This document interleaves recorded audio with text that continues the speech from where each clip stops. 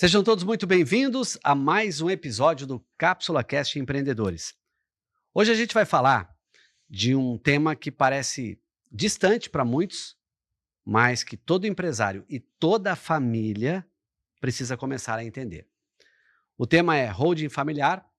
Vamos falar de planejamento sucessório e proteção patrimonial. Estou recebendo aqui um especialista que viveu o direito na advocacia, no setor público, né, também, e agora no mundo dos negócios. Ele é advogado há 17 anos, foi procurador jurídico, secretário de administração, consultor do Sebrae, professor e hoje é uma referência em licitações e contratos, mas também atua na proteção do legado das famílias por meio das holdings.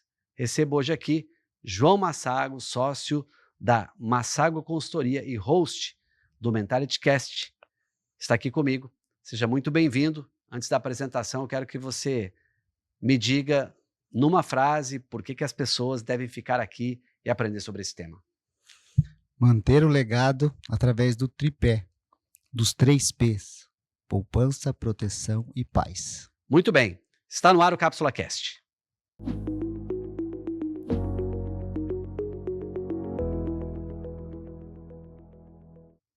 Excelente.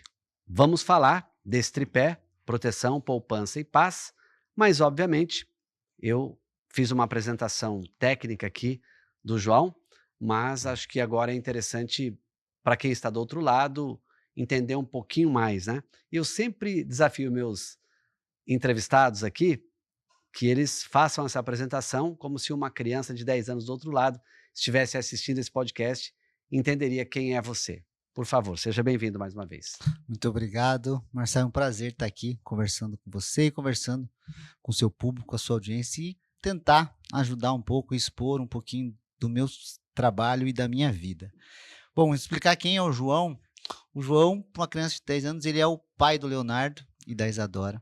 Ele é marido da Liane, cristão e que é temente a Deus e que tem batalhado nesses últimos 16 anos na área da advocacia para tentar ajudar as pessoas, ajudar as famílias e manter a minha família estruturada. Você falou do lado cristão, eu não programei essa pergunta, mas nós nos conhecemos uma vez num 1 a 1 do BNI, né, que é Sim. quando nós queremos conhecer o negócio de um colega de BNI, depois ele apresenta o dele, nós apresentamos o negócio e naquela semana você estava para subir um dos tops, eu acho que era o 1096, foi o seu top, né, o top dos Isso. legendários, né, e foi um dos poucos tops que eu não fui, eu acho que eu tenho 12 montanhas, agora eu vou no top das cidades nessa semana, e antes da gente avançar, qual foi a tua experiência lá com legendários, você que encarou a montanha, eu sei que a gente não pode falar muita coisa, mas o que você Sim. viveu lá? Marcelo, foi incrível. Sim, foi uma experiência única. Eu acho que todos devem vivenciar isso. Mas o que a gente pode falar, e eu posso falar particularmente por mim, foi uma reconexão com Deus. Né? A gente acredita e a gente ouve muito de que a pessoa vai lá em razão de um motivo ou de outro motivo. E eu acreditava e sempre pensei que a minha família era estruturada, eu era um homem feliz, a gente tem tudo que a gente quer, a gente é temente a Deus e a gente acredita que a gente vive uma vida plena.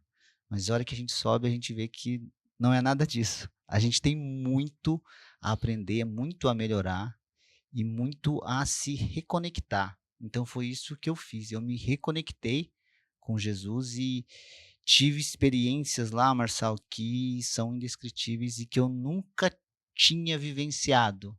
Então, assim, eu nunca senti a presença de Deus tão forte, tão comigo, como lá. É algo que foi transformador, mas também ao mesmo tempo é um início, Uhum. né? O início de uma caminhada, né? E eu espero seguir por essa caminhada pelo resto da minha vida. Eu espero que você tenha gostado e de repente já compre seu equipamento, se não tem, para nós nos encontrarmos na montanha servindo, que é uma outra experiência, é algo assim que não tem um significado, eu não vou dizer que ele é maior do que só pela primeira vez, mas ele faz você perceber coisas que talvez um cansaço da primeira caminhada, no dia seguinte a gente não consegue enxergar tudo. Quando você vai servir, você enxerga tudo aí. Sim. você vê detalhes, né? E, e eu acredito que, eu não sei se para você, mas olhando para aquilo que você falou, e eu acredito muito nisso, às vezes eu tô casado há 31 anos, você tem quanto tempo de casado? 23. 23. 23. Eu imagino que quando a gente sobe e fala assim: "Ah, tá tudo bem, Tá né, tudo bem. tá tudo certo", e eu me lembro que eu voltei com alguns gaps que eu encontrei na minha vida, apesar de 31 anos de casado, e que eu trabalho para considerar mudança nesses gaps todos os dias. E não é nada grave, né, às vezes é uma amizade mais aprofundada com a esposa, às vezes um tempo a mais com o filho, e e a vida nos consome, né. E eu imagino que no seu caso ainda, você trabalha com algo extremamente, para mim, complexo e que depende de relacionamento de família, que depende de ajuste de partes, quem fica com o quê, como proteger esse patrimônio. E imagino que isso também pode ter impactado aí a sua forma de pensar nos seus negócios. Antes de eu abrir o bloco definitivamente, Legendários impactou também nas suas entregas de trabalho, alguma coisa que você percebeu e que vai fazer diferença nessa sua trajetória daqui para frente? Ele impactou como um todo, Marçal. E assim, Uhum, na entrega sim, porque a gente trabalha eu atuo na área de família também, então tem muito essa questão eu sempre fui, aquele profissional que sempre tentou a reconciliação. Acho que o divórcio a gente trabalha com isso e essa é a minha função, mas a minha ideia sempre foi de tentar a reconciliação e realmente o divórcio ser o último passo, mesmo quando for insuportável.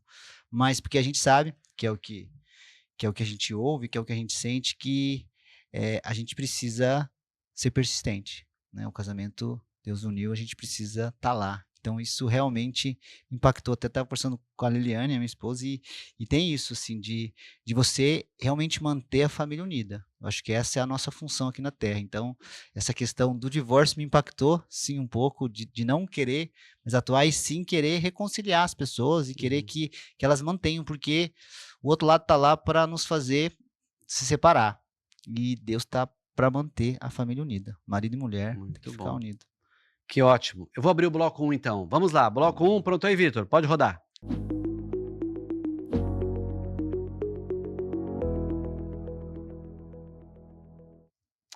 Da advocacia, a consultoria é o tema desse bloco. E por que que a gente abre o bloco assim? Porque você começou na advocacia tradicional, né, e hoje você vive um modelo completamente diferente da advocacia tradicional, pelo menos eu penso assim, olhando aquilo que nós falamos aí na prévia. Como é que foi essa virada e se você considera ter saído de fato da advocacia tradicional? A advocacia ao longo dos anos, Marcelo, ela teve a mudança mais do que nunca. Primeiro, enquanto eu estava fazendo faculdade, eu me formei em 2002. Eu peguei a transição do Código Civil novo, que na época era novo, porque o código anterior era de 1916, e depois ele teve esse novo código em 2002, então eu peguei a faculdade, isso. Ao longo da minha profissão, nesses anos, eu também peguei a mudança do Código de Processo Civil, mas mais do que isso, em 2011 houve uma mudança grande na advocacia, que foi a implementação da tecnologia com o sistema ProJude. O ProJude em 2011 foi um divisor de águas na advocacia, porque até então eu não cheguei a pegar a parte da máquina de escrever Uhum. e do xerox, essa parte eu não peguei, mas eu peguei dos processos físicos, em que a função do advogado era muito ir ao fórum presencialmente, protocolar as petições, acompanhar, pedir carga de autos para você poder ter acesso, analisar a folha, peticionar. E essa é a introdução da tecnologia do ProJudice se deu em 2011, que foi uma mudança assim no Paraná todo, porque o sistema ele é do Paraná, o ProJude, e passou a ser tudo de forma online. Então os processos passaram a ser dentro do computador. E aqueles advogados um pouco mais tradicionais tiveram muita dificuldade. Então ali foi, acho que a primeira guinada na advocacia, de você. Acho que a segunda. A primeira foi da saída da máquina de escrever para o computador, Uhum. e depois dessa da tecnologia. Então eu peguei essa parte e já atuava lá na cidade de Sarandi. Então, para mim, foi mais tranquilo, porque o jovem ele acaba pegando essas mudanças de forma mais tranquila. Então, eu já peguei essa mudança e depois entrei na área pública. E na área pública foi uma outra mudança. Essa é uma parte interessante, porque essa experiência no setor público, e você falou do Projude, dessa tecnologia em favor do teu cliente, em favor das suas defesas, das suas petições, de ir menos ao fórum, né, de eventualmente vai lá, faz uma reunião, mas isso, fato que não existe aquele movimento mais gigante no fórum, né. Mas aí você vai para o setor público e todas as vezes que pensamos em setor público, nem tudo roda como deveria rodar e rápido como a gente imagina que poderia ser. Você entende que você passou a enxergar o direito de uma forma mais estratégica depois que você passou pelo setor público, ou você conseguiu levar a estratégia para dentro do setor público? Num primeiro momento, eu tentei utilizar a parte privada da estratégia da advocacia na área pública e imaginava eu que estava dando certo, mas aí com o tempo você vai conhecendo as entranhas do poder público e ele realmente é muito diferente, assim, algo assim, foi lindo na minha vida, foi uma experiência de 6 anos, então assim, eu fiquei 6 anos, imerso mesmo, porque como eu atuei como procurador jurídico no primeiro momento, então ainda eu atuava com a advocacia nesse primeiro momento. Então você é o procurador jurídico, você é o responsável pelas ações do município, você atua diretamente no poder judiciário. Então eu continuava atuando. A partir do momento que eu transferi para secretário de administração, aí foi uma guinada grande. Tive que me licenciar da OAB, porque como eu era ordenador de despesa, eu não podia exercer a atividade da advocacia. Então isso impactou na minha atividade profissional de advogado, porque no meu escritório eu não poderia mais atuar. E na advocacia, você sabe, é muito pessoal, né? O cliente confia no advogado, Uhum. ele quer a presença do advogado, ele quer ter a conversa pessoal com o advogado. E eu fiquei sem isso. Então, meu escritório, eu fui migrando e fui passando para os meus sócios, porque eu não iria mais atuar. Então, daí eu realmente estava 100% dentro da administração pública. E eu passei esses 6 anos 100% e foi uma experiência única de aprendizado. Falo que foi uma universidade. Uhum. 6 anos eu fiz o vestibular, passei na universidade e fiquei os 5 anos lá, um ano a mais de pós-graduação, porque foi uma experiência e um aprendizado único. E depois você volta, né, para o setor privado, né, você volta para empreender, você deixa o setor público, né, para se lançar numa carreira onde você também colocou o mundo dos cursos na sua vida, palestras, consultoria, você sai do poder público para essa caminhada aqui, ou você volta direto para o teu escritório e essas questões como mundo dos cursos, palestras, consultoria, vieram depois que você voltou para o escritório? Não, eu voltei específico para isso, Marçal. O que aconteceu? Eu peguei a fase de transição também na lei de licitações, porque como eu era secretário de administração, eu era o responsável pelas licitações. O pessoal não sabe, mas tudo que o governo compra, adquire, é tudo através de licitação.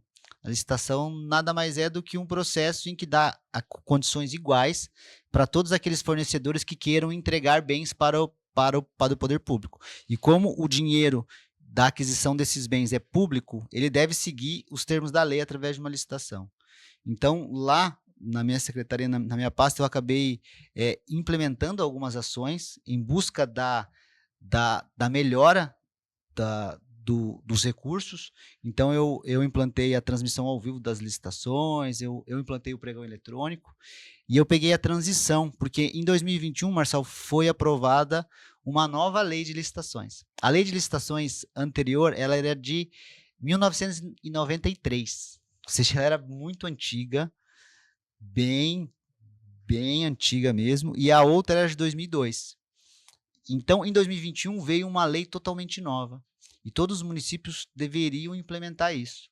Como eu fiz a implementação no meu município, eu acabei adquirindo o know-how e o conhecimento, me preparei para isso, e eu vi que eu poderia ajudar outros municípios e outros servidores públicos. Então, foi aí que eu saí da prefeitura e comecei a ministrar cursos para servidores públicos sobre a nova lei. E nessa toada, nessa continuidade, eu acabei implantando em diversos municípios o que eu já tinha feito.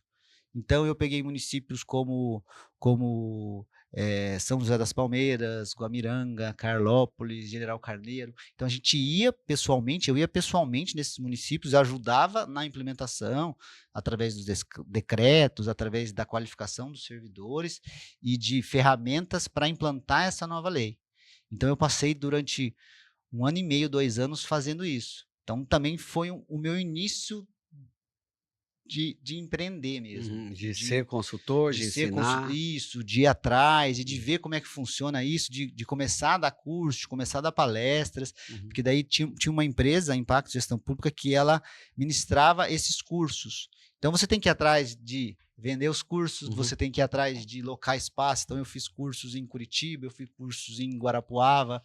Então a gente tinha que ir lá, locar um espaço, verificar a parte da entrega, a parte de alimentação, a parte de bebida. Então você acaba Sei bem que é isso. tomando um conhecimento maior, dá muito trabalho, mas ao mesmo tempo também é gratificante saber que você está ajudando os municípios qualificando os servidores para eles que possam utilizar melhor os recursos públicos. Agora, você ia ensinar sobre nova legislação sobre licitação. Isso. Você precisava ser licitado ou como você tinha o saber que era novo, dispensava a licitação para que você fosse contratado, por exemplo? Isso. Quando eram cursos no local, por exemplo, em Curitiba, eu lançava um curso Aberto. lá aberto. Aham, Aí os municípios iriam me contratar por elegibilidade. aham. Eles fazem, porque isso tem várias empresas que fazem, porque como é dinheiro público tem a inexigibilidade de licitação, e era assim que eles me contratavam para ir prestar o serviço de implementação. Porque a lei fala que, em razão da minha qualificação técnica, da minha experiência e das minhas outras contratações, eu poderia ser contratado desde que os valores sejam compatíveis com o mercado e com o que eu tinha feito antes, de forma inexigível, ou seja, sem licitação. Então, daí, quanto mais você atua, mais você se qualifica, mais você entrega, mais você é contratado e mais você consegue ajudar os outros. Interessante. Bom, vamos fechar esse bloco da advocacia e consultoria. Vamos abrir o bloco 2. Vamos lá.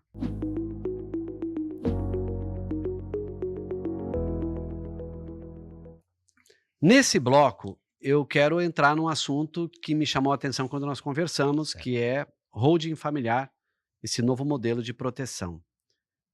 Dá para descomplicar, dá para explicar holding familiar para um mortal entender, para uma pessoa que de repente nunca ouviu falar, como é que isso pode ser explicado? Primeiro, a gente tem que começar, Marçal, que a holding não é só para milionário. Porque tem essa aura de que é só para milionário, porque realmente todos os milionários já possuem uma holding ou eram eles que faziam as holdings. Hoje a holding ela se popularizou, claro que são para pessoas que têm condições e que têm bens que desejam protegê-los, mas a holding nada mais é do que uma empresa constituída para participar de outras empresas. E como eu disse no início aqui da nossa conversa, a gente lida com um tripé, que é o que eu falo bastante e eu bato bastante nesse tripé, que é a proteção, a poupança e a paz. Então, nada mais é do que você pegar os bens da família e você colocar ele numa roupagem, numa empresa, com um fim específico de proteger, de poupar e de fazer um planejamento sucessório. Isso é o que tem trazido as famílias, porque muita gente, durante muitos anos, tem muitas histórias de conhecidos ou na própria família dos problemas que são ocasionados quando do falecimento. E por mais que seja um tabu, e ainda é muito tabu falar em morte, mas uma certeza é que ela vai chegar para todo mundo. E naquele momento de dor e de luto, são os momentos em que as famílias têm que tomar decisões relacionadas ao bem e que podem ser prejudiciais para as próximas gerações. E quando se pensa em holding e na proteção do patrimônio que essa família tem, isso é característica de um modelo do Brasil, porque nós temos uma legislação que, às vezes, uma grande ação trabalhista, às vezes um movimento, digamos, ambiental, né? Essa empresa estava aqui, mas ela foi feita em cima de uma reserva legal e na época ninguém descobriu, aí essa empresa vai ser retirada daqui, o empresário não está pronto, ou então uma ação trabalhista coletiva, enfim. Isso é da nossa legislação? Isso surge porque nós somos ruins como legislação como um todo e por isso a holding precisa fazer a proteção? Ou isso é um modelo que não é típico da legislação brasileira? Não, assim, a holding ela é nacional e ela veio de um tempo para cá ser mais popular, mas essa forma de proteção ela é internacional, ela ocorre no mundo todo e ela é centenária. Porque, por exemplo, aqui a gente tem, o pessoal deve ter ouvido falar da ferramenta chamada Trust, o Trustee, que existe na Europa há centenas de anos, onde o patrimônio daquelas famílias milionárias, elas permanecem dentro da família através de um trust.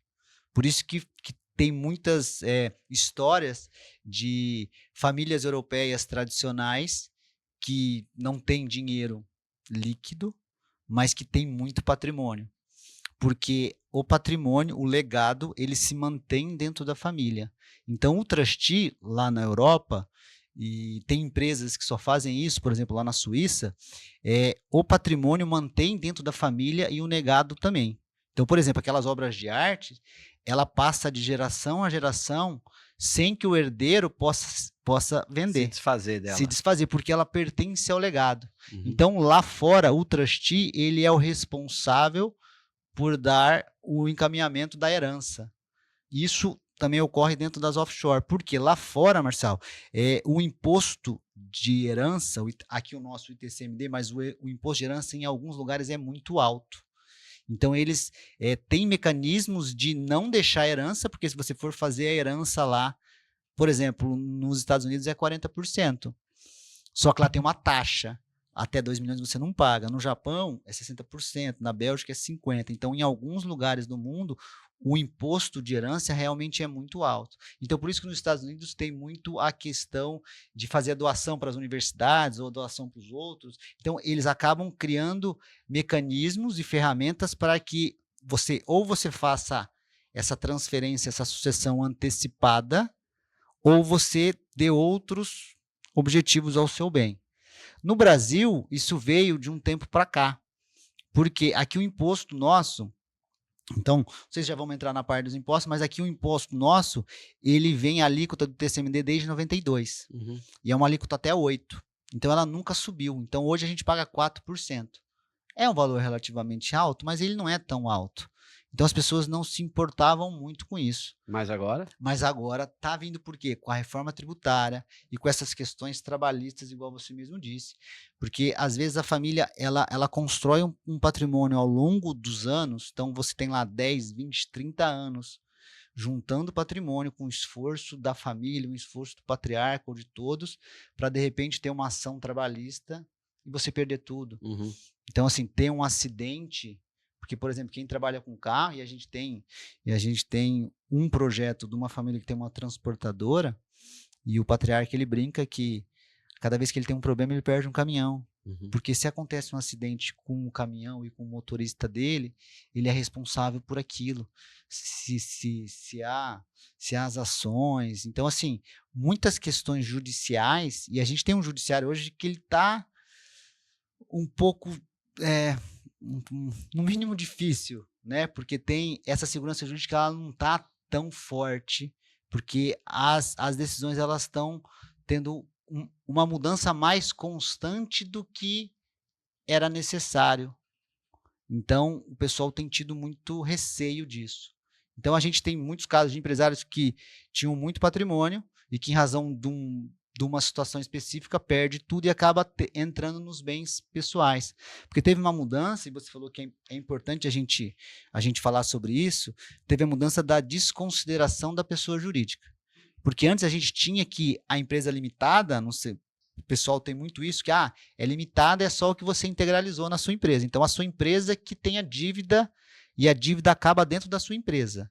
Mas não, agora a gente tem a desconsideração da pessoa jurídica. Então, se o empresário, o administrador, ele cometeu alguma fraude, ou se há confusão patrimonial entre a pessoa física e a pessoa jurídica, as pessoas podem pedir a desconsideração da pessoa jurídica. Aí o juiz, o que ele faz? ele tira a pessoa jurídica e ele inclui a pessoa física para responder. Então, com isso que acaba respondendo com patrimônio particular. Então, se, por exemplo, normalmente uma família tem uma empresa de 10, 30 anos e o patriarca, ele é o administrador, e se porventura ele pagou uma conta, com a conta da empresa, uma conta particular, a outra parte já pode utilizar isso daí para desconsiderar. E se o juiz desconsiderar, e acontece muito na Justiça do Trabalho, se ele desconsiderar, ele entra no patrimônio da pessoa física. Uhum. Então, isso acaba prejudicando muito aquele patrimônio. Então, hora que você faz uma holding, Marcelo, você coloca camadas de proteção. E eu costumo falar que ela não é 100%. Não existe blindagem total. Porque se você está cometendo alguma fraude, essa fraude vai te pegar. Agora, a gente coloca camadas de proteção. Para quê? Para que você proteja o seu patrimônio e que você proteja o legado da sua família. Deixa eu tentar fazer uma pergunta e esclarecer para o nosso público. Uma coisa é holding familiar, quando eu parto para proteção, né, dos bens, de repente, de uma família, evitando uma possível quebra. A gente pegou um caso específico de uma ação trabalhista, ou de um dano causado ao meio ambiente por aquela empresa, e aí os danos foram enormes e a ação fica gigante, a empresa corre risco de quebrar.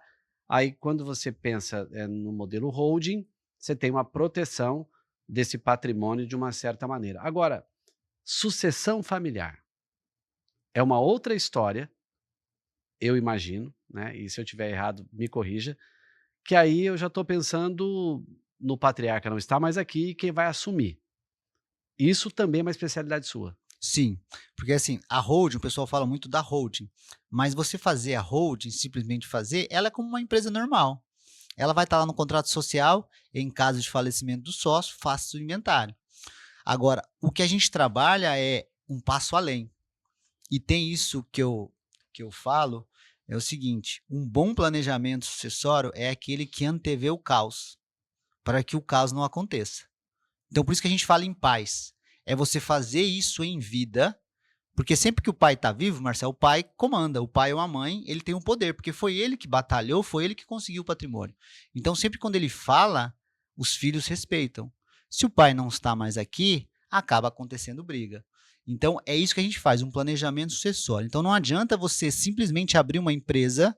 Então, a gente tem casos lá, o marido tem 45%, a mulher tem 45%, cada filho tem 5%. Isso é uma holding, está protegida.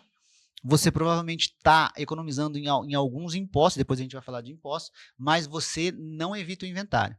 O inventário vai ter que acontecer. E o inventário, ele é uma parte muito complexa e muito difícil para a família, Marcelo. Porque o que acontece? Naquele momento de dor, onde há o falecimento do patriarca, a família fica meio sem chão, porque é ele que toma as decisões, é ele que decide tudo. E, ao mesmo tempo, você precisa fazer um inventário. Então, se você tem uma empresa e você é o administrador, ou você tem imóveis, você precisa fazer um inventário para transferir para os herdeiros. E, com a necessidade do pagamento de impostos e dos honorários advocatícios, além das despesas de cartório, você tem um gasto alto. E esse gasto, ele é todo à vista. E, normalmente, as famílias não têm muita liquidez. Eu posso ter muito patrimônio, mas eu não tenho a liquidez. Então, se a gente pegar um exemplo de uma família que tem 10 milhões em patrimônio, todos eles capitalizados em imóveis, você não tem o dinheiro líquido para pagar essas despesas. Que gira em torno de? O ITCMD é 4%, 4%. hoje. Uhum. Honorários, a OAB coloca na tabela 5%, de 9. 5 a 10, então 9. E você gasta mais ou menos com despesas de cartório, custas, emolumentos e tudo mais. Porque você 10% tem que registrar aproximadamente. 10%. Mas o que acontece, Marcelo? Então, se a gente pega um patrimônio de 10 milhões e você tem 4 imóveis de 2 milhões e meio, ou 5 imóveis de 2 milhões, você não vai ter a liquidez de 1 milhão para pagar. Como é que você paga? Você vai ter que vender o imóvel. Só que quem pode vender o imóvel? É o falecido. Ele que assina a venda do imóvel. Então, você precisa primeiro fazer um inventário para depois vender. Então, se imaginemos que nós temos 2 apartamentos no mesmo prédio, no mesmo andar, com as mesmas estruturas, cada um vale R$1 milhão. se você vai comprar um desses apartamentos, você vai comprar um que está apto a ser transferido ou um que vai demorar 3 meses para ser transferido porque tem um inventário? Você vai comprar o que está apto a ser transferido. Até porque você nem sabe que discussão vai haver no inventário, né? Porque se tudo der certo, são 3 meses. Uhum. Então, quem vai comprar esse apartamento em inventário são investidores. Uhum. Investidores buscam lucro. Uhum. E se eu vou ter que dar 10 a 15% na entrada e só vou receber o meu bem depois de 3 meses, eu vou pagar deságio. Uhum. Eu vou te comprar por um preço menor. Então, na nossa experiência, o pessoal joga 10, 15% abaixo do valor de mercado. Uhum. E quando o patriarca ele é grande e ele tem vários empresários ao lado dele, esses empresários sabem que a família vai precisar do dinheiro. Então, são eles mesmos que vão comprar com 10, 15% a menos. Uhum. Porque eles vão ganhar dinheiro. E não é nada de outro mundo, e não é legal, porque todo mundo está em busca de algo. Por isso que há a possibilidade de você antecipar isso. Então, se você calcular que você vai gastar 10% para fazer um inventário e você vai perder mais 10% a 15% para vender um imóvel, você perdeu 20% do seu patrimônio. Uhum. Então, aquilo que você adquiriu durante 20 anos, você perdeu 2 milhões. Uhum. E você vai deixar para sua família. E fora que, como são bens físicos, eles ficam em condomínio. Então, por exemplo, eu tenho um apartamento de 5 milhões de reais. E aqui em Maringá a gente tem um apartamento de 5 milhões de reais. Uhum. Se eu tenho 3 filhos, cada filho vai ficar com 1/3 do apartamento. Uhum. Nenhum dos 3 pode vender. E se um não quiser vender, os outros 2 não vendem. Então fica parado o dinheiro. E quem que vai morar nesse apartamento? Vai ser locado? Tem alguns problemas. Agora, se um desses 3 filhos, Marçal, quiser vender, ele entra na justiça para forçar a venda. Uhum. E se ele fizer isso, ele custas, honorários de advogado e mais o leiloeiro. Então você perde além da briga, além da batalha jurídica. Uhum. Então por isso que se a gente fizer o planejamento sucessório em vida, a gente faz essa transição de forma pacífica, onde o patriarca ele define o que vai ficar com cada um. Uhum. E ele paga essas despesas que seriam gastas no inventário em vida. Com ele tem condições de fazer isso. E se ele tiver um seguro de vida, ele deixa o seguro de vida para o fim específico do seguro de vida, que é dar tranquilidade para a família. Uhum. E não um seguro de vida para pagar esses honorários e essas Uhum. custas de cartório. Muito interessante, né? Fazer isso em vida. Os impostos, quando se faz em vida, são diferentes quando você pensa no inventário? Não. Assim, imposto a gente tem que pagar. Isso daí é uma Acho que tem algumas realidade. certezas na vida: nascer, crescer, morrer e pagar E imposto. pagar imposto. E você paga imposto na hora que você compra, na hora que você morre, tudo. Na hora que você doa. Então, assim, tem algumas pessoas que estão aí na internet, Marcelo, e tem que ser tomado muito cuidado, que fala assim que não precisa pagar imposto. Imposto é pago. É que tem alguns impostos que estão sendo discutíveis. Mas, por exemplo, o imposto transmissão causa-mortes, o ITCMD, ele é tanto na transmissão em razão da morte, como em razão da doação. Então, você tem que pagar a doação. Porque, por exemplo, eu vou fazer o planejamento sucessório e, para isso, eu preciso transferir esses bens, essas cotas, para os meus filhos. Uhum. Se os meus filhos não têm condições de comprar essas cotas, eu vou ter que doar essas cotas. A hora que eu faço a doação dessas cotas, acaba gerando imposto. Uhum. E no estado do Paraná, a lei é de 2015, ela fala o quê? Se os bens foram integralizados nos últimos 5 anos e houver a doação é com base no valor real dos imóveis. Não lá dos 5 atrás. Não lá de trás. Por quê? Quando eu vou integralizar esses bens dentro de uma holding, Marcelo, eu posso integralizá-los pelo valor histórico do bem. Uhum. Então, por exemplo, a gente tem casos em projeto de bens que foram adquiridos lá por 3 mil reais, 5 mil reais. E hoje ele vale 300, 500, 1 milhão de reais. A gente integraliza pelo valor histórico, pelo valor anterior. E pode, porque a lei assim autoriza. Então, em alguns estados, existe a possibilidade da gente fazer a doação via cotas, via balanço patrimonial. Então, por isso que, se a questão da holding for a economia e de impostos, existem algumas ferramentas e algumas formas da gente fazer a economia, mas quando a gente faz um projeto, e deixar claro aqui para todo mundo, cada projeto é único. Não é cola e copia, não é que eu vou fazer igual. O da sua família, Marçal, é um, da minha família é outro. por mais que a gente tenha quase as mesmas coisas, são diferentes projetos, então os projetos são únicos e personalizados. Então, cada projeto a gente coloca na mesa para a família todas as opções disponíveis e a família como um todo define qual o caminho a seguir. Muito bom, vamos fechar esse bloco também e vamos abrir o próximo. E aí eu quero falar da parte de legado, porque certamente essa é uma questão que não dá para improvisar.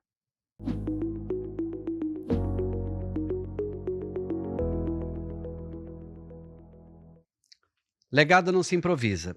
E eu queria, antes de abrir aqui com a pergunta que eu tenho no meu roteiro, eu gosto de ter o roteiro para não perder nenhum conteúdo dos meus entrevistados, mas eu queria sair do roteiro e te fazer uma pergunta, se é possível e se você sabe também.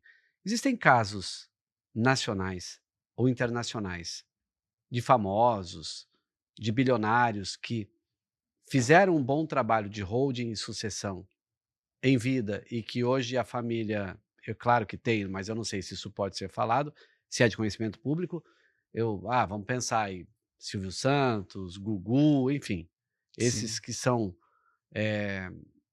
foram milionários nas suas trajetórias, construíram esses patrimônios, isso ficou bem, sabe de algum caso como esse? Você mesmo falou, o Silvio Santos é recente e é um caso emblemático.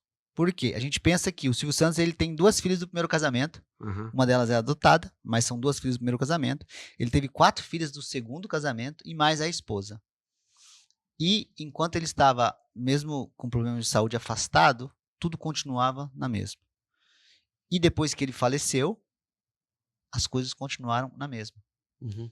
Cada filha sabia a função que ela ia exercer. Cada filha sabia os bens que ela ia receber. Inclusive, ele deixou escrito como é que ele queria ser enterrado e como é que as coisas iriam acontecer. Então, esse é um exemplo muito claro de como é que a holding faz isso. Por quê? Tudo foi feito de maneira tranquila, transparente e harmônica. Isso é a paz. Isso é o planejamento sucessório bem executado. E a questão da economia, falando ainda no Silvio Santos, todo o patrimônio dele, o pessoal fala lá que vale 6 bilhões, 8 bilhões, até 10 bilhões de reais, a gente não sabe ao certo. Imagina se ele fosse pagar 4% de TCMD de todo esse valor à vista. Isso não foi feito, porque ele já fez a transferência antecipada. Agora, ele tinha uma offshore na Ilhas Cayman, que é uma empresa offshore, nada mais é do que uma empresa fora do nosso território. É uma offshore, ele tinha na Ilhas Cayman, que é um paraíso fiscal. Mas também a gente tem que desmistificar essa questão do paraíso fiscal, porque o paraíso fiscal ele não é ilegal, ele simplesmente está em busca de condições melhores fiscais em outro país. E ele tinha uma offshore, Marcelo, lá na Ilhas Cayman, que tinha um valor em dinheiro de 517 milhões de reais. E ele tinha lá. E essa offshore, ele não tinha um planejamento sucessório feito. O que aconteceu? O Estado de São Paulo cobrou ITCMD sobre esses 517 milhões de reais. E ele cobrou 17 milhões. A gente ficou sabendo porque a família está discutindo judicialmente se é válido ou não é válido essa cobrança. Por quê? Só um adendo aqui, um parênteses. A Constituição de 88 falou que para ser cobrado ITCMD, o imposto de herança de bens de fora do exterior, deveria ter uma lei federal específica para esse fim. Essa lei nunca teve. Alguns estados já cobravam, mas era inconstitucional. Na reforma tributária aprovada em dezembro, foi incluído um parágrafo de que, enquanto não houvesse essa lei específica, os estados poderiam cobrar. O estado de São Paulo se valeu dessa decisão, dessa lei, e cobrou. A família está discutindo que a lei do estado de São Paulo era inconstitucional e ela não se convalidou, ou seja, ela não passou a ser legal porque tem uma lei. O estado de São Paulo deveria fazer uma outra lei com um fim específico de cobrar. Então, eles discutiram judicialmente. E por isso que todo mundo ficou sabendo, porque não tem segredo de justiça. Mas para eles discutirem essa questão do pagamento ou não, eles tiveram que depositar 17 milhões de reais em juízo. Você imagina, de somente 500, somente não, mas pelo Silvio Santos, de 500 milhões, ele teve que depositar 17, imagina se ele tivesse que pagar um imposto de 10 bilhões. Imagina a família do Roberto Marinho quando ele faleceu. No estado do Rio de Janeiro, cobra-se 8% de TCMD. Imagina a família ter que pagar à vista, no dinheiro, 8% de todo o patrimônio de alguém. E é Então, o que você falou, nem tudo está na grana, tem muito patrimônio. muito patrimônio. Uhum. E o que vale na hora de pagar o imposto Dinheiro. é dinheiro e é o valor do momento, Uhum. porque as fazendas fazem avaliação. Agora, casos em que deu errado, a questão do Gugu, teve a questão do testamento, que foi muito problemático, mas, por exemplo, o Chico Anísio, ele tinha lá, faz 12 anos que ele morreu, ainda está em discussão. A família Deus. continua brigando. E parece-me, que eu li uma reportagem, que ele deixou por volta de 12 a 13 milhões de reais, e a dívida já tá beirando os 6, 7. Porque durante esses 12 anos não se evoluiu e está discutindo judicialmente. Então, assim, os filhos dele podem estar passando por alguma dificuldade, mesmo o pai tendo deixado 12 milhões de patrimônio. Isso porque briga. E briga acontece. Quando então é o momento de começar essa sucessão para evitar esse tipo de problema? Era ontem o melhor momento, Uhum. o segundo melhor momento é hoje. Sim, começar hoje. Porque a gente está na iminência da reforma tributária. A reforma tributária ela vai entrar em vigor agora em 2026. E isso vai impactar em muitos planejamentos. Isso vai impactar na questão dos impostos. Isso vai impactar na forma em que esses projetos de holding estão sendo feitos. Então, por isso que é importante ter alguém especializado e que esteja antenado com essas mudanças. Então, o melhor momento, Marçal, é agora, é fazer. Por que as famílias e os seus patriarcas, eles não percebem essa necessidade? Está faltando cultura para isso? Tem muito oportunista que fala que vai fazer e não faz? Qual é o grande problema para que não se enxergue situações que vão precaver, que vão trazer segurança ao patrimônio e uma sucessão familiar tranquila? É a questão da cultura. É a questão de falar sobre a morte.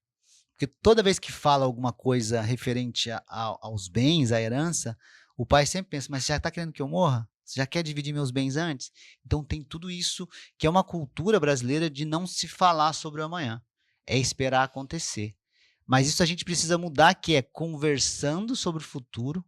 E uma coisa, Marçal, que tem que deixar muito bem esclarecida, e eu acho que assim, é imperativo que isso tenha dentro de uma hold, que é a gente fazer o planejamento sucessório, ou seja, é transferir os bens para os seus filhos, mas, ao mesmo tempo, o pai, ou a mãe, o patriarca, a matriarca, manter o controle absoluto dos bens.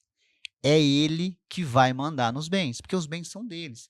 É ele que vai definir se vai comprar, é ele que vai definir se vai vender, é ele que vai receber os aluguéis. E mais do que isso, a gente coloca algumas cláusulas de proteção para essa hold, para proteger o legado do pai e da mãe.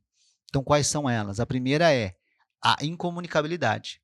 Então, esse bem que eu estou doando para o meu filho, ele não comunica com a esposa ou com o marido dela. Mantém-se na família. Porque tem uma discussão e uma diferença entre direito de família e direito de sucessão. Por exemplo, quem casa com separação total de bens, quando se separa, o cônjuge não tem direito a nada. Então, continua na família. Agora, se a pessoa morre, o cônjuge é herdeiro. Então, você casou com separação total para não deixar nada, e se ele morrer, ela vai ser herdeira. Então, a gente tem a cláusula de incomunicabilidade, a gente tem a cláusula de impenhorabilidade. Isso é muito importante porque o patriarca está doando esse bem para o filho. Só que a gente colocando a cláusula de impenhorabilidade, esses bens doados não podem ser garantia de dívida do filho. Então, se o filho tiver uma ação na justiça, esses bens não são penhoráveis e não são garantidores dessa dívida. Tá? A inalienabilidade. Inalienabilidade. Não Que é o pode quê? ser alienado. Não pode ser vendido. Ou seja, eu estou doando para o meu filho e ele não pode vender. Por quê? É meu, eu que conquistei. É do patriarca. Ele pode fazer o uso, mas Só quando eu morrer, e mesmo assim a gente coloca cláusulas de como é que vai ser feita essa venda, tá? E por fim a gente tem a cláusula de reversão, que é o quê? Se porventura o herdeiro que recebeu os bens falecer antes do donatário, do pai, esses bens voltam para o pai. Ou se acontecer uma situação específica, e a gente teve um caso assim, de aparecer um herdeiro que tinha um filho que apareceu depois de muitos anos, como você já fez a doação, você perde todo aquele projeto que você fez. Então, você imagina, você gastou bastante dinheiro para você transferir isso para os seus filhos e aparece um novo filho.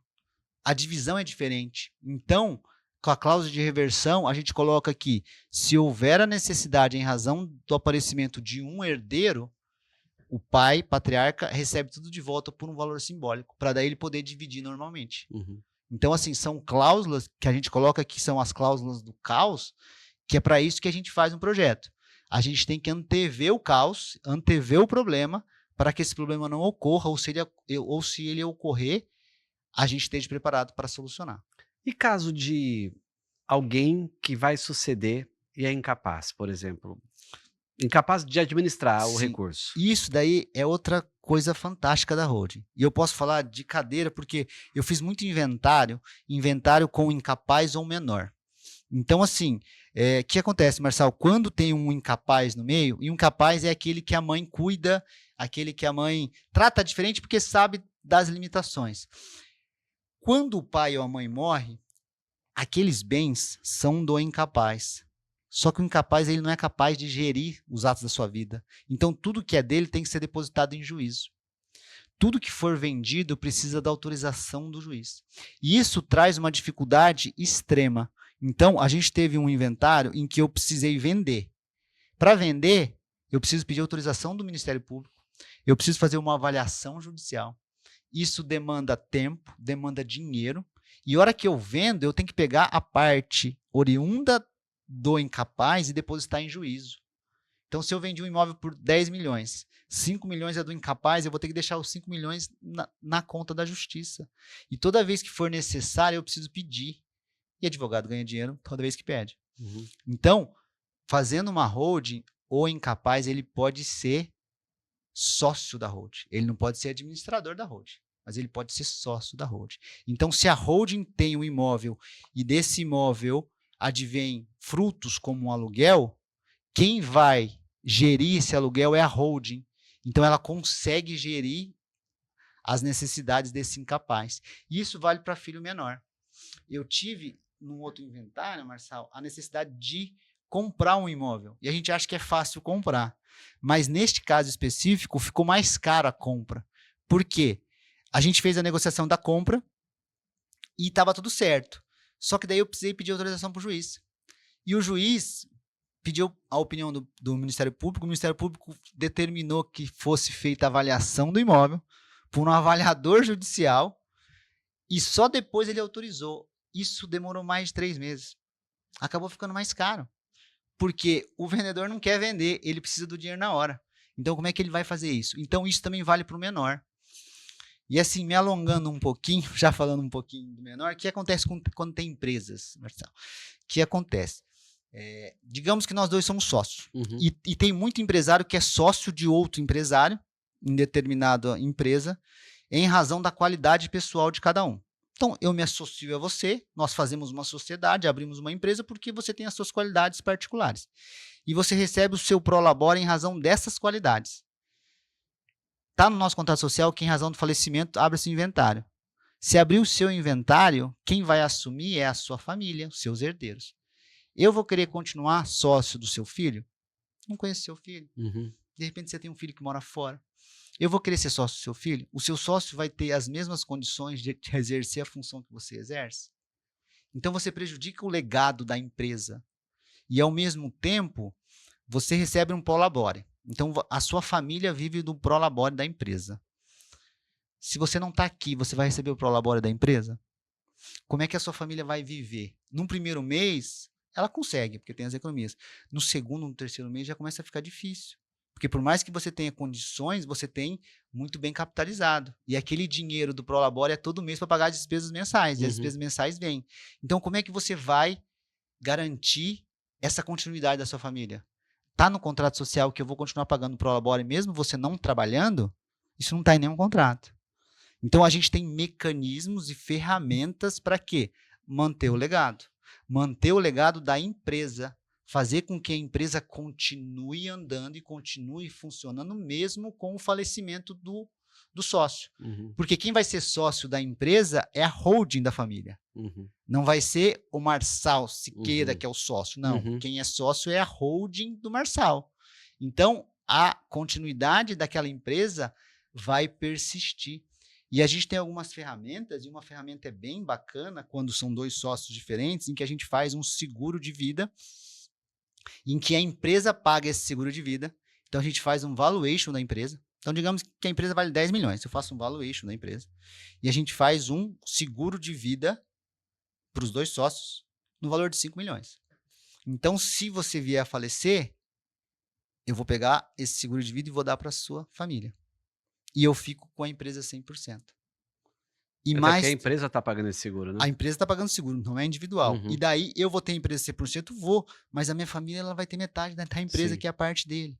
E ao mesmo tempo a gente coloca cláusulas em que há a obrigatoriedade da continuidade do pagamento do prolabore, enquanto não sair esse seguro de vida. Uhum. Para quê? Não deixar a família desamparada naquele momento de maior dor. E não deixar a empresa parada. Porque se você é o único administrador, e se é uma empresa individual, se você falece, quem que vai assinar? Uhum.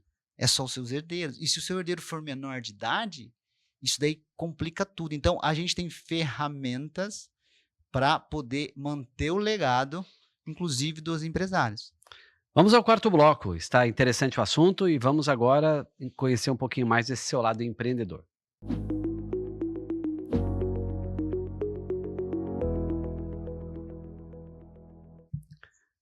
Muitos desafios sair, e a gente falou lá no começo, né, do advogado que foi procurador jurídico, que depois passou pela área, na verdade você contou, né, vai para os cursos, vai ensinar pessoas a aprender aquilo que você aprendeu no poder público sobre licitações, mas chega um momento que você tem que ter o seu escritório, a sua estrutura.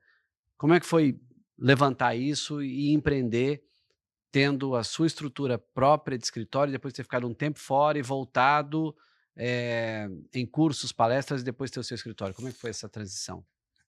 Com muito sacrifício, não é fácil. Empreender é difícil, ainda mais na nossa área, que é advocacia, porque assim, a gente fala muito, e eu costumo falar muito, advogado mais antigo de proteção, de profissão, dificilmente passa dificuldade, porque você vai adquirindo a confiança dos seus clientes ao longo dos anos. Então, se você faz um bom trabalho, você vai ter cliente por muitos anos. Então, é isso que dá continuidade, né, da profissão. E quando eu tive essa separação do poder público, eu acabei perdendo um pouco isso. Então, você recomeçar foi muito complexo. Mas Foram 6 anos que você ficou no poder público? 6 anos que eu fiquei no poder público. 6 anos É uma vida, né? para o jurídico ou para qualquer profissão, é como se você tivesse deixado a tua marca esquecida para esse modelo de atividade, para executar uma outra, né? Com certeza, porque os clientes, é aquilo que eu disse no começo, os clientes eles te procuram, eles confiam em você, eles gostam de você e você que ajudou eles há 5, 6 anos atrás, ele vai continuar contigo, você vai continuar solucionando os problemas dele. E esse ato me dificultou muito. Mas aí a gente, tudo é uma questão de Deus, a gente fala, né? Uhum. E a minha esposa, a Liliane, ela trabalhou a vida inteira com o pai dela. Eu também trabalhei um tempo no cartório. O meu sogro ele era escrivão da Vara Civil. Ele tinha um cartório. Eu trabalhei com ele 3 anos. E a Liliane trabalhou muitos e muitos anos. Infelizmente, ele veio a falecer em 2020, 2022, 2021. E daí ela veio para o escritório, porque ela também é formada em Direito. Ela não exercia, ela não tinha jurado a OAB, porque ela trabalhava em cartório, então ela não poderia exercer a profissão. E daí ela me deu força e a gente cresceu junto. Então hoje, ambos trabalhamos. Ela é minha sócia na vida e, e na empresa. E ela cuida da parte de licitações ainda. E eu cuido dessa parte de road. Mas ela foi o meu alicerce. Ela estava ali comigo o tempo todo, então a gente foi junto. Então, quando eu fui empreender, ela estava lá, segurando a barra do escritório. Eu brinco. Ela é que trabalhava, eu só fazia, eu só tomava café e fazia as minhas coisas, mas ela sempre esteve lá para trabalhar, sempre foi o alicerce, sempre foi a base, E graças a Deus ela está comigo até hoje. Essa parte de consultoria, de educação, de empresário, né, dentro da sua própria do seu próprio escritório, hoje concentrou. Hoje, como você disse, você está em holding e sucessão e ela em licitações. Isso. Aí eu tenho meu filho também, o meu filho Leonardo, ele está no 4º ano, Aham, e daí a gente expandiu um pouco, em razão dele, que ele vai casar esse ano, uhum. tá? Com a Júlia, ele vai casar em outubro já. E daí a gente expandiu um pouquinho a área para fazer trânsito. Então eu estou fazendo tráfego pago, que daí a gente pega ações mais simples e ele que está tomando conta. Então eu tenho esse setor dele também, que ele está começando Ele vai para o agora, trânsito. ele vai para o trânsito. Uhum. Então ele vai ficar no trânsito, ali ele fica nas licitações e eu fico na holding. Mas aí cai alguma coisa também, como você falou, como você trabalha com família, cai alguma coisa de divórcio, essas Ah, coisas não, assim. sim, a gente faz, porque como eu fui generalista há muito tempo, eu sempre atuei nessa área, né? Uhum, Algumas áreas mais específicas eu não faço trabalhista, eu não faço previdenciário, uhum. mas a gente tem parceiros, mas a minha área lá, sempre um divórcio, um inventário, uma ação de despejo, na área civil, porque como eu trabalhei muito tempo em Eliane também, a gente tem essa noção e a gente consegue atuar. O seu projeto de podcast, esse é interessante, né, Ah, porque, eh, o MentalityCast você faz com a Tarsis, né? isso. Eu tive a oportunidade de estar com ela na TV recentemente, lá no quadro dela, e ela falou do projeto, né. Por que você se envolveu nisso? O que te atraiu a ter um projeto de podcast também? Assim, eu tinha contato com a Tarsis, a gente era do mesmo grupo do BNI, o Uhum, BNI Pujante, e a gente estava junto lá um tempo. E daí surgiu essa possibilidade de iniciarmos um projeto juntos, um podcast. Isso foi lá em Longevos 2023. Então a gente está chegando, inclusive, agora no 50º episódio. Vamos fazer um evento. E lá atrás a gente começou com essa questão da mentalidade empreendedora. A Tarsi, ela é uma profissional ímpar e que é uma empreendedora nata e ela vai uhum, atrás e ela faz. E nos conectamos e iniciamos esse projeto. Esse projeto, ele é lindo, é igual você tem aqui. uhum. A gente fala que somos agraciados por pessoas que, que doam o seu tempo para estar lá e poder passar um pouco para os empreendedores a história de vida deles, o quanto que eles sofreram e o quanto que eles batalharam e quais foram os caminhos que eles seguiram. E graças a Deus, Marcelo, a gente conversou com muita gente boa, com muita história linda e com muita gente que chegou onde está hoje em razão do próprio esforço. Então, assim, foi algo lindo. A gente tem já 2 anos já, e a gente tem alguns patrocinadores que nos acompanham. Então a gente também foi agraciado com a Cressol acreditou na gente e patrocina a gente, a Lynx, Drink Store e o Plano Sul. Então eles estão com a gente desde o começo e tem dado essa oportunidade para a gente fazer algo gostoso. A gente fala que a gente gosta de estar lá a cada 15 dias, conversando com pessoas, ouvindo a história das pessoas. Isso nos faz bem. E é um aprendizado, é uma pós-graduação cada MentalityCast, né? Não, cada Mentality Cast, cada história. E a gente sempre fala, todo convidado tem algo a acrescentar. Uhum. Todo convidado tem algo a ensinar para alguém, sempre. E a gente sempre sai lá, sim, muito feliz. Olha, eu quero te agradecer, muito bom esse nosso bate-papo, para mim um assunto que não é do meu dia a dia, né, e quando você falou, eu falei: "Ah, interessante porque as pessoas precisam se cercar, né, de conteúdo, de informação que traga precisão ou que traga pelo menos uma dose importante de reflexão para tomada de decisão". Então desejo muito sucesso, não só, no projeto do podcast, do MentalityCast, mas na sua carreira, na sua trajetória e agora como um legendário que a gente possa se encontrar também nas montanhas aí. Com certeza, irei servir. Esse é o meu compromisso. Vou fazer. Vamos nos encontrar lá em Com cima, com certeza. certeza. E só tenho que te agradecer. Foi um prazer. Estou muito feliz. Gostei muito de estar aqui desse lado, de poder, quem sabe, contribuir um pouquinho com o pessoal que está do lado de lá. Muito obrigado. E quem quiser mais informações suas, é o Instagram, o que que você tem aí de conexão com o público que quer conhecer um pouco mais do teu trabalho no escritório, da tua trajetória? A gente tem um site institucional que é massago.com.br e o meu Instagram é @joãomassago. E do MentalityCast é @mentalitycast. Legal, então muito bem. Olha, eu quero encerrar aqui agradecendo mais uma vez o João, né, obrigado por compartilhar esse conhecimento de maneira prática, né, e eu diria que acessível, né, que o trabalho dele continua ajudando empresas, famílias e protegendo o patrimônio, né, e que o legado dessas famílias ele permaneça, eu diria que não só, das ideias, do cuidado que um patriarca teve com a família, mas dando garantias que essa família também não vai passar por necessidades depois de tanto trabalho que alguém construiu, né. É como se eu dissesse que não existe sucessão sem preparação e não existe proteção sem decisão. Então, é importante que vai suceder, prepare-se em vida, para que essa proteção ela venha de uma decisão ainda em vida para evitar problemas futuros e dores de cabeça que certamente, quando falta um cabeça numa família, a gente nota que parece que as pessoas perdem um pouco do juízo, né? Com essas discussões por coisas que têm valor financeiro, mas nunca tiveram valor emocional e aí vira uma bagunça. Esse foi o Cápsula Cast, até o próximo episódio.